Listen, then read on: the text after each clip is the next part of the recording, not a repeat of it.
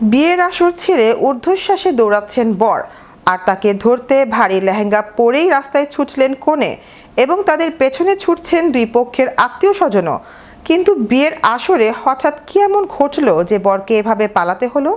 এ নিয়ে বিস্তারিত থাকছে ডেস্ক রিপোর্টে।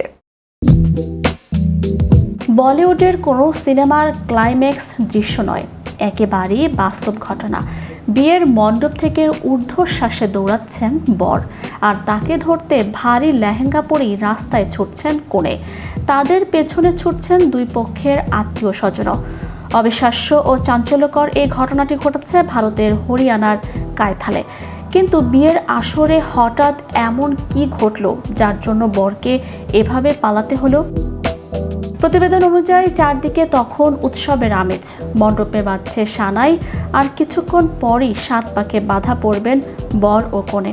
ঠিক এমন সময় বরের মোবাইলে একটি অপরিচিত নম্বর থেকে ফোন আসে।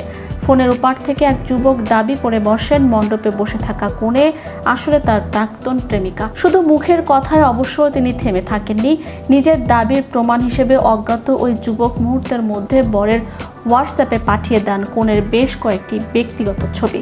মোবাইলের স্ক্রিনে ছবিগুলো দেখার পর বরের পায়ের তলা থেকে যেন মাটি সরে যায়। তিনি এতটাই হতভম্ব হয়ে পড়েন যে কাউকে কোনো কিছু না বলে বিয়ের পিঁড়ি থেকে সোজা দৌড় লাগান। বরকে এভাবে বিয়ের পোশাকে ছুটতে দেখে থমকে যান উপস্থিত সবাই। মুহূর্তেই শুরু হয় এক নাটকীয় ধাওয়া। বিয়ের ভারী লেহেঙ্গা পরে বরের পেছনে রাস্তায় দৌড়তে শুরু করেন কনে। ঘটনা বুঝতে পেরে তাদের পেছনে ছুটতে থাকেন বর ও কনে পক্ষের আত্মীয় স্বজন। রাজপথের এই অদ্ভুত ও নাটকীয় দৌড়ের দৃশ্য ক্যামেরাবন্দি হতে খুব একটা সময় লাগেনি।